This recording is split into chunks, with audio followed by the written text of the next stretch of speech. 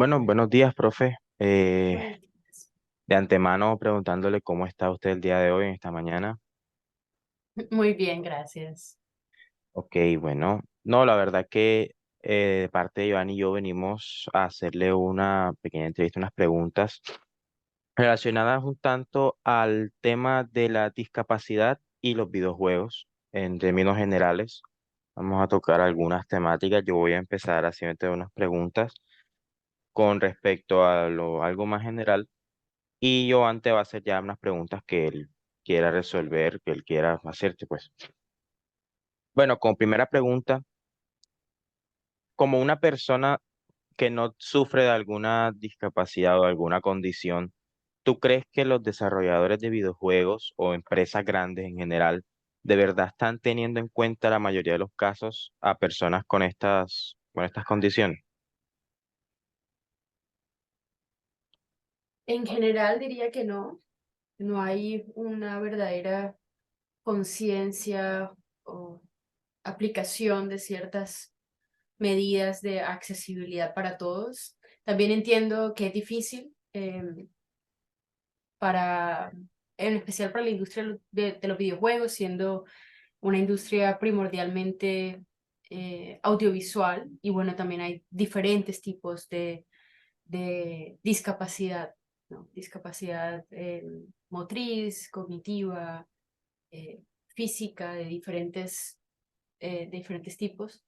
Entonces, en general, creo que no todos los videojuegos, en especial, pues los más vendidos, no cumplen con unos requisitos de accesibilidad eh, que permitan el ingreso, el acceso de personas discapacitadas a este tipo de contenidos. Luego encontramos videojuegos que son eh, especializados para diferentes tipos de discapacidad. Pero en general diría que todavía falta un largo camino. Okay.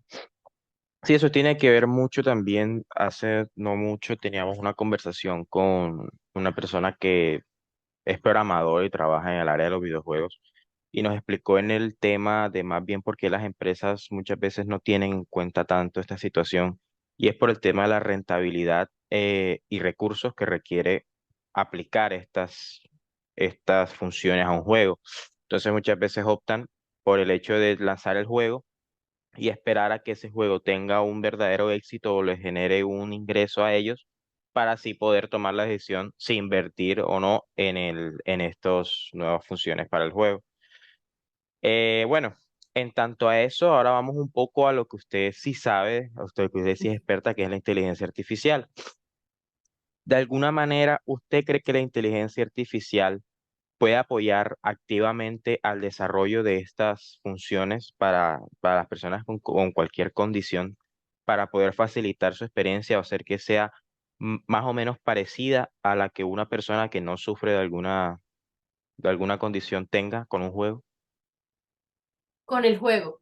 Sí, Bueno, primero que todo, no soy experta, me apasiona seguramente y he estado siguiendo los desarrollos de la inteligencia artificial en los últimos años, pero estoy lejos de ser una experta. De todas maneras, sí creo que desde la inteligencia artificial se puedan crear aplicaciones, plugins, funciones que puedan facilitar eh, el acceso de personas discapacitadas a los videojuegos. Por ejemplo, un lector en tiempo real de las diferentes acciones que el jugador está haciendo mientras juega el juego para personas invidentes, ¿sí? Tener un narrador constante en tiempo real. Creo que puede ser algo implementado, entre comillas, fácilmente desde la inteligencia artificial. Am, la descripción del escenario, de los espacios, de los lugares, dar un poco de instrucciones y de ayuda, de soporte a la persona para que pueda jugar un determinado videojuego, también creo que puede ser posible.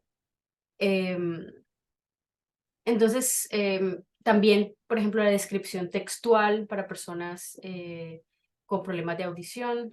También, es decir, tener como un subtitulado en tiempo real de las diferentes acciones que hacen las personas. También lo posible, ya es posible.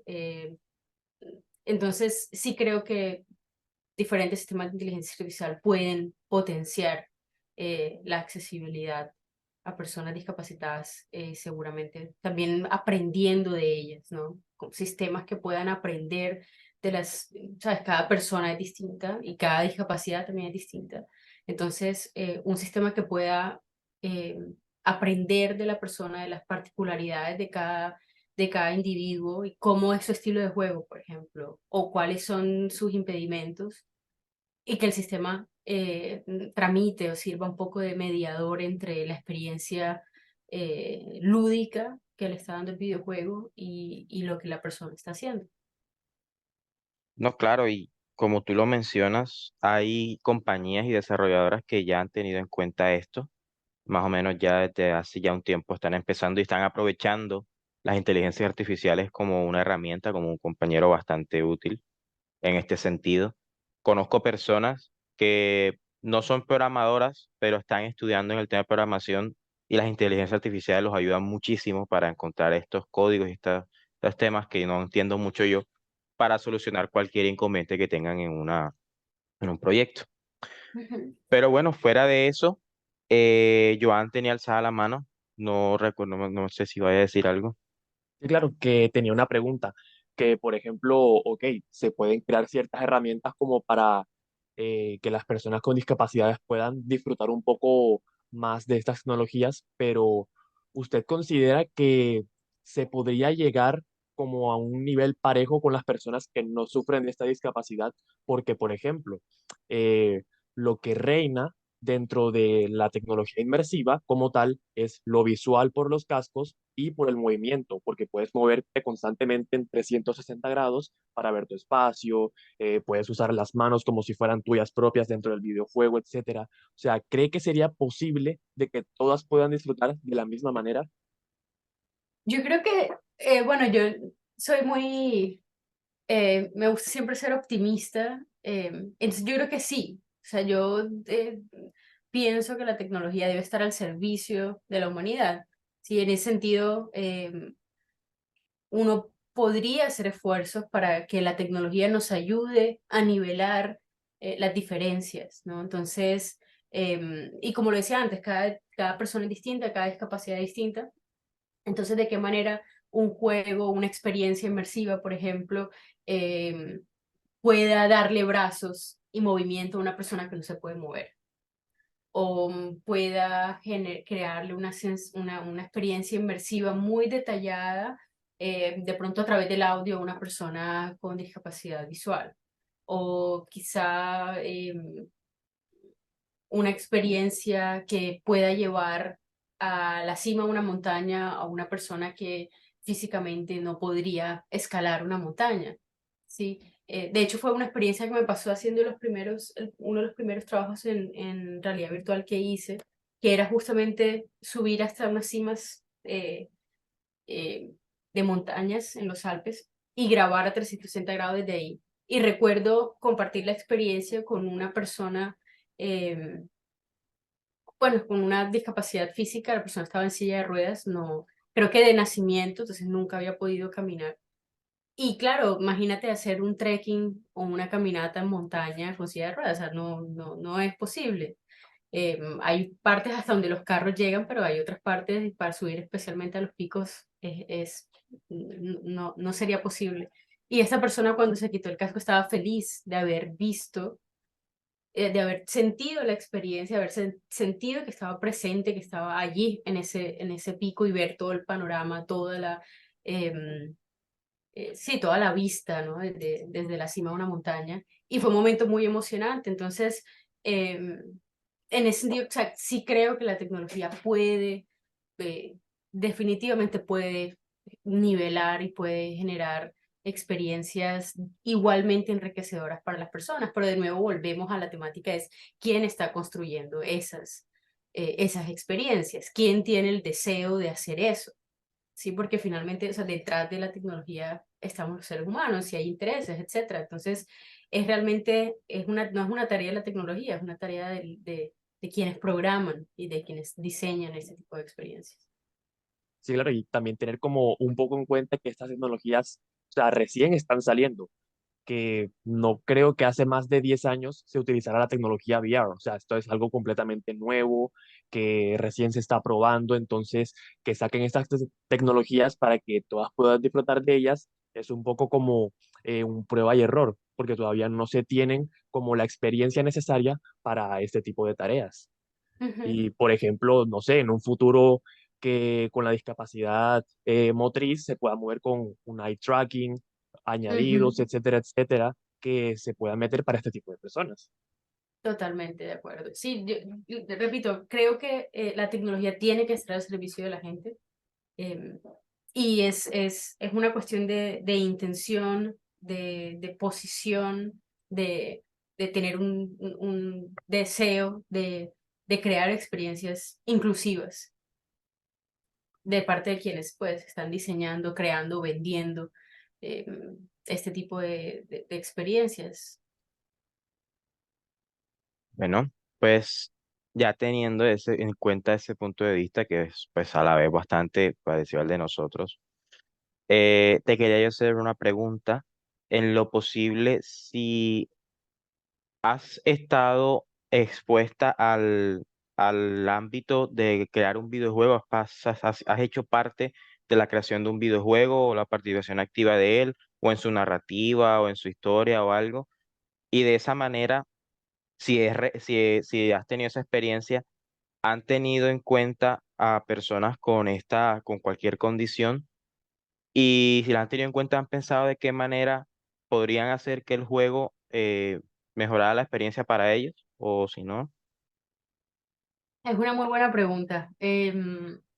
Sí he tenido la experiencia de participar, no sé si llamarlos videojuegos, serían más unas narrativas interactivas, pero tienen un componente lúdico, un componente de interactividad que pues lo hace similar al videojuego. Y sí he participado y creo, siendo completamente honesta, que no hemos tenido como punto de partida esa visión. em, y es un error, totalmente un error. He tenido como la experiencia de um, adquirir más conciencia a través del cine, por ejemplo. Hay mm, maneras de hacer ciertos cortes, ciertos montajes o poner algunas imágenes de manera muy rápida o imágenes muy brillantes o imágenes que están muy movidas o desenfocadas que uno sabe que van a generar em, malestar en la gente y se utilizan, o sea, uno trata de reducir eso, ¿sí? O de avisar a la gente, esta película puede generar eh, incomodidad, etcétera. Y creo que hay como una mayor reflexión en el sentido también con los subtítulos para personas con discapacidad auditiva.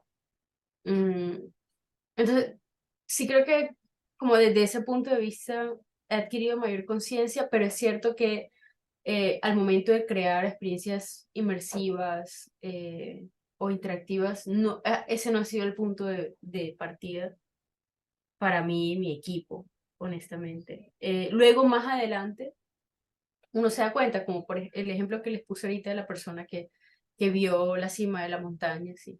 Como después fue que tuve la experiencia de decir, ok, esto tiene un potencial para acercar a personas con discapacidad motriz a situaciones que de otra manera no podrían vivir. Pero ha sido como un pensamiento y un tomar conciencia posterior, ¿sí? Al diseño. Entonces, bueno, es un llamado de atención fuerte. De hecho, en este momento estoy trabajando en un proyecto y creo que no nos hemos puesto la pregunta todavía. Estamos en etapa de justamente desarrollo y de diseño, así que gracias a esta entrevista, en la próxima reunión de diseño voy a presentar sí, la necesidad de pensar en cómo vamos a hacer esto más accesible a personas con diferentes tipos de discapacidad. También es un tema complejo porque uno también tiene que pensar, bueno, ¿de qué manera puedo hacerlo lo más accesible posible a diferentes personas y a diferentes tipos de discapacidad? Pero yo creo que por más mínimo que sea, con cualquier esfuerzo es valioso. No, sí, y es también, por otro lado, también completamente entendible porque uno a la hora de crear un juego, uno por inercia, o sea, cuando uno crea algo, uno por inercia está siempre pendiente de completar lo base de lo que yo estoy creando. No me concentro en otros puntos de vista hasta que se lo muestro a otra persona y ella me dice, hey, puedes ponerle esto o esto. Es como si uno fuese un caballito cochero de esos que no pueden ver a los lados, sino que solo ve al frente.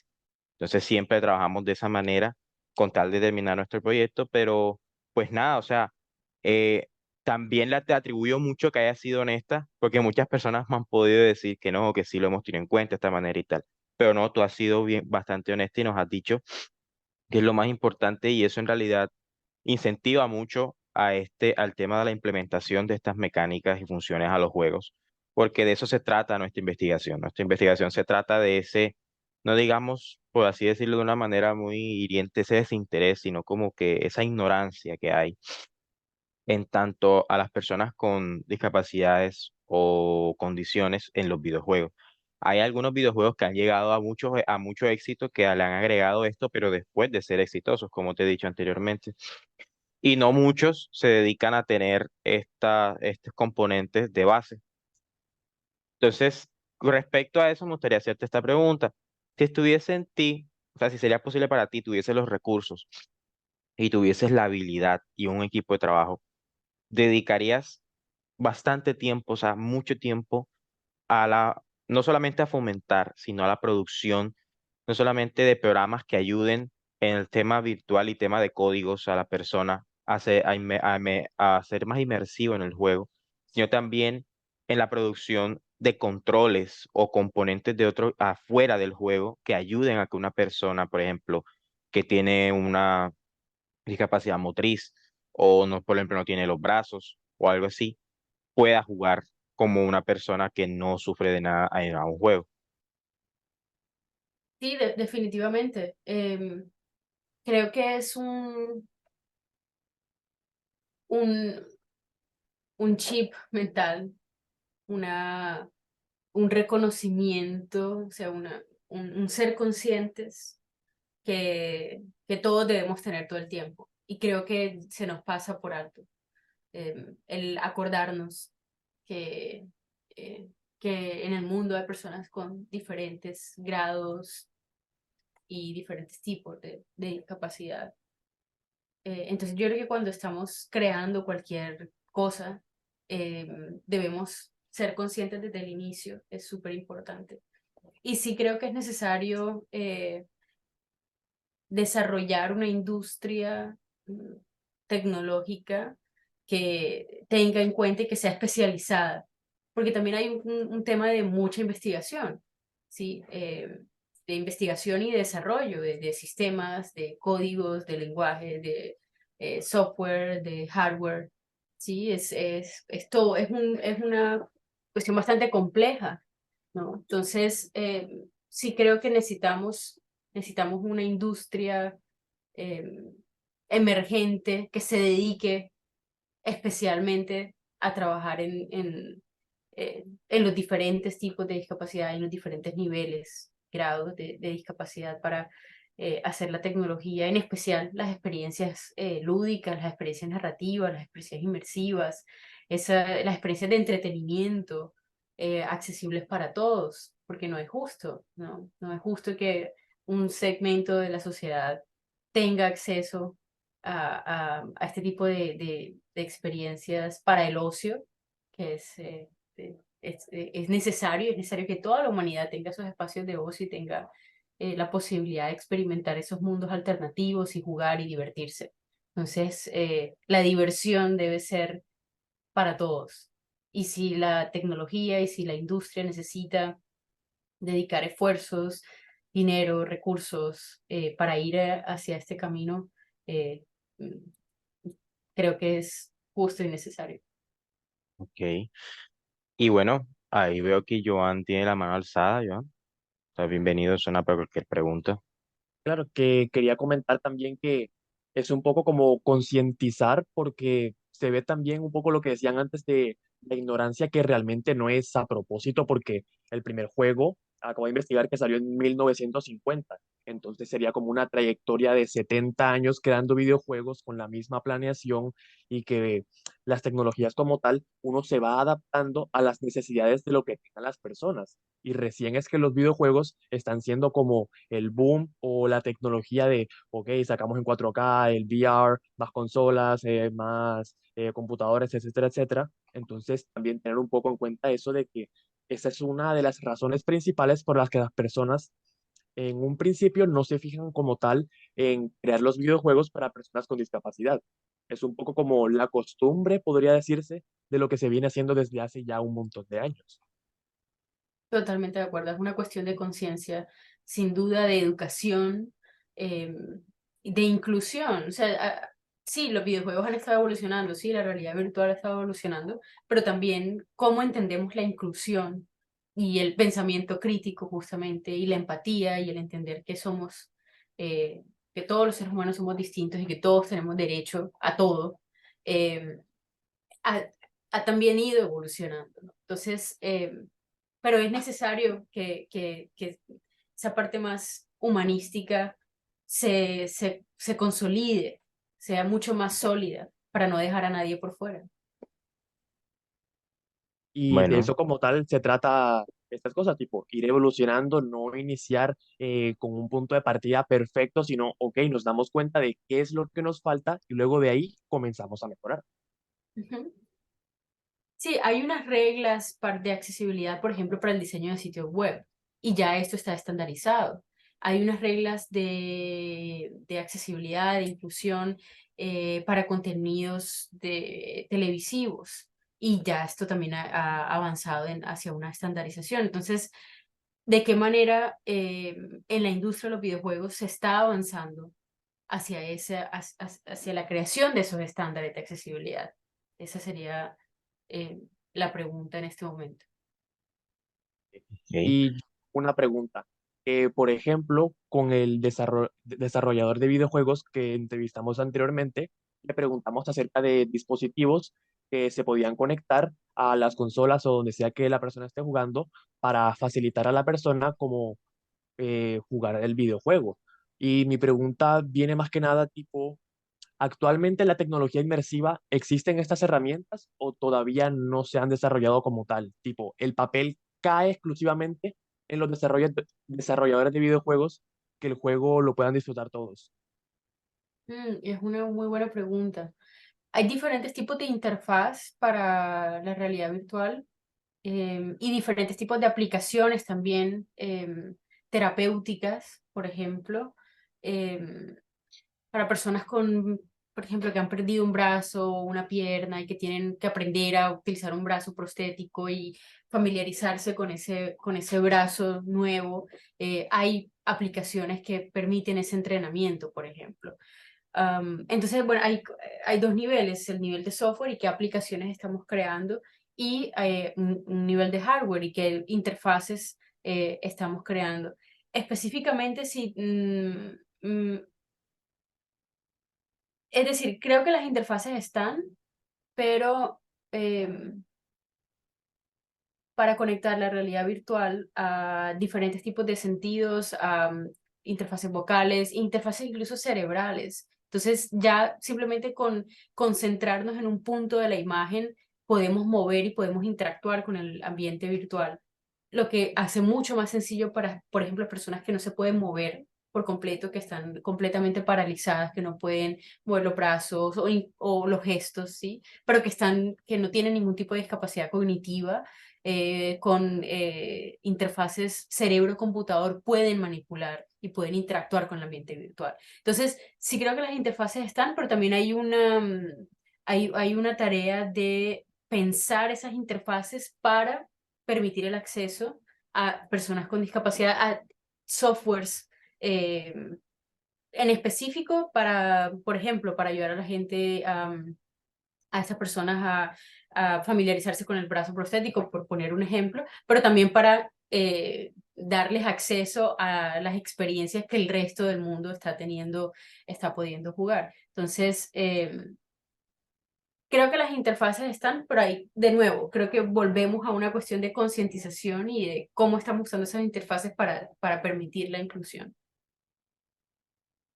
Y como tal, entonces el peso por ahora caería dentro de los desarrolladores de videojuegos, no como tal de los desarrolladores de este tipo de tecnología. O sea, por lo menos todavía no. Algo que tipo se pueda conectar y que les ayude a las personas. Sí, yo creo que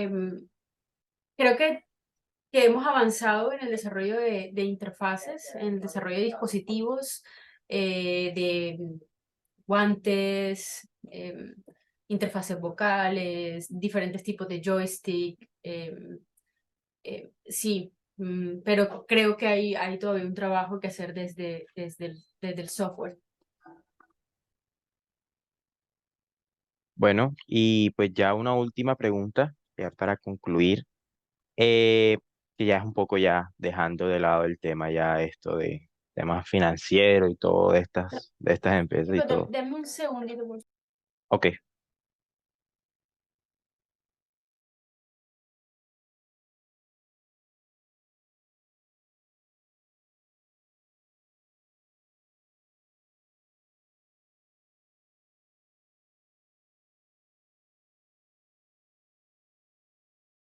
Listo, lo siento por eso.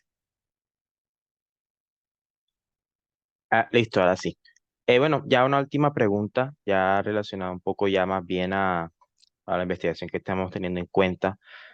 Si nosotros hiciéramos una encuesta para las personas que sufren de alguna condición visual, auditiva, motora, del habla, relacionada a los videojuegos, ¿qué preguntas podríamos hacerle a este grupo de personas en un formulario, en un Forms, un Google Forms o en cualquier aplicación que sea, para sacar su experiencia referente a algún videojuego que hayan tenido a lo largo de su vida? ¿Qué preguntas podríamos tener en cuenta o qué características de esa experiencia podríamos tener en cuenta para consultarle a estas personas y que nos den su punto de vista acerca de ello? Mm, ok. Bueno, me queda la pregunta de cómo les vas a hacer la encuesta, porque imagino que por cada tipo de persona, eh, cada discapacidad necesitarás una manera de aplicar la encuesta, ¿no? Si una persona invidente, pues no le puedes pasar un Google Forms, a, a menos que tenga algún tipo de sistema en el computador que le está leyendo o narrando lo que hay en la pantalla. Pero bueno, ese es como otro tema. ¿Qué tipo de preguntas? A ver, pensemos.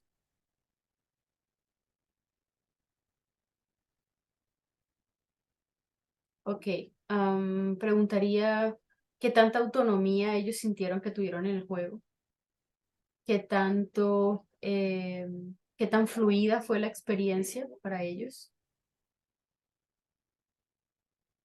cómo fue el flow, sí, el fluir de, de la experiencia cada vez que interactuaban, cada vez que tomaban una decisión, cada vez que movían algún elemento, cuánto se demoraba la experiencia en recibir ese input y proyectar el output. Entonces, pues eso termina en fluidez y esa fluidez termina en un nivel más alto de inmersión y por tanto de disfrute, de diversión. Am, lo mismo con la autonomía. Bueno, entonces habría varias categorías.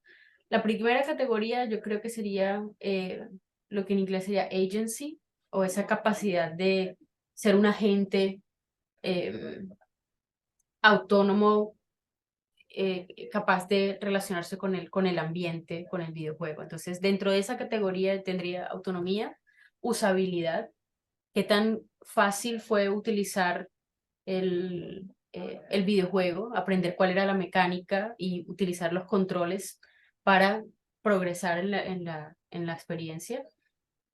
Autonomía, usabilidad y fluidez. Esas serían como esas categorías que pondría ahí. Luego Listo. tendría otra categoría de inmersión, qué tanto te sentiste identificado con los personajes, qué tanto te sentiste, te daba curiosidad o suspenso la historia o el juego para seguir enganchado, para seguir jugando, porque de pronto les puede resultar aburridísimo y simplemente salirse. Entonces, ¿cuál fue el nivel de engagement o de curiosidad, sí, de querer seguir jugando? Mm, de nuevo, la relación con la historia, con la narrativa, con la parte narrativa del juego, lo que hemos visto en clase, ¿no? ¿Quiénes son los personajes? Si se sintieron identificados con los personajes, si les gustó ese universo, cómo está representado eh, ese universo narrativo. Y finalmente tendría una tercera categoría que sería del aspecto de transformación y es qué tan, qué tan agradable era el videojuego a nivel estético, la música. Claro, esto variaría dependiendo del tipo de discapacidad de la persona, pero la parte visual, qué tan agradable era, la parte musical, qué tan agradable era. Mm, eh, Luego también la mecánica del juego, qué tan divertida era. Si el videojuego tuvo algún impacto en ellos, si después de haberlo jugado ellos se sentían no sé, si cambió algo en ellos, si eh, aprendieron algo o les dio emoción, se sintieron muy bien de haber terminado todos los niveles, o si en cambio fue muy difícil y la experiencia fue negativa, o sea, digamos como ese aspecto de transformación puede ser positivo o negativo, ¿no? Tuve una mala experiencia, no me gustó, me aburrí, fue muy difícil, eh, ¿sí? O fue muy positivo, me divertí, aprendí cosas. Mm, y también les haría otra pregunta y es si volverían a jugarlo, si tienen deseo de volver a jugar el videojuego porque les gustó mucho y para distraerse, para divertirse, lo volverían a jugar. Esas serían las preguntas. Bueno, eso está muy bien, la verdad, y también te agradecemos la ayuda con esas preguntas para poderlas formular. Y pues nada, de parte de Joan y mi persona, esas han sido todas las preguntas que teníamos para ti. De verdad que agradecidos con el tiempo que apartaste para nosotros. Y no sé qué más quiera decirle Joan a la profe. No, claro, agradecerle que como tal pedimos una pregunta, pero nos ayudó con un montón de material que, por ejemplo, no habíamos tenido en cuenta para la realización de la encuesta, que nos ayuda como a completar más la información que nos podría servir, por ejemplo, para el podcast que estoy haciendo sobre este tipo de discapacidades, etcétera, o la infografía como tal. Y se me viene también un poco a la cabeza lo de la película de Bandersnatch, que me tocó de el trabajo con los suecos, etcétera, etcétera, que es un poco como superar ese nivel que nos dio la película y recoger el feedback que nosotros mismos le dimos a la película para utilizarlo en los materiales nuestros. Es un poco eso Ujú. también. Súper, súper, me parece súper bien que estén como retroalimentando, conectando entre clases y de esa experiencia de clase interconectada, pues retroalimentar este otro ejercicio me parece súper chévere. Mm, sí, claro, en especial lo tipo de autonomía, porque en Ujú. Bandersnatch era como que, ok, tienes autonomía realmente, pero luego al final no, etcétera, etcétera. Entonces, si un Exacto, juego se te presenta como que, ok, tú eres el protagonista, pero al final no puedes tomar las decisiones, ¿será una experiencia amena para ellos o algo más aburrido de, ok, entonces estoy jugando o estoy viendo como una película o una cinemática del videojuego? Entonces, exacto. Les y puedo agradecer por pasar esa parte. les puedo pasar, hay un paper que tiene una caja de herramientas y las categorías que les dije no son inventadas por mí, hacen parte de una investigación. Entonces les puedo pasar esas categorías y con ese marco teórico, con esa referencia teórica, de ahí ustedes pueden adaptar a las categorías que ustedes quieran o a las preguntas que ustedes quieran hacer, pero es un poco lo que les he dicho, eh, pero más definido, entonces les puedo pasar ese paper. Más puntualmente. Sí, se lo agradeceríamos, que nos serviría mucho para a la hora de tenerlo por escrito, las preguntas, etcétera, en en la encuesta. Vale, perfecto, súper. Bueno, listo, profe, sin más, nos despedimos y le deseamos un feliz resto de día también.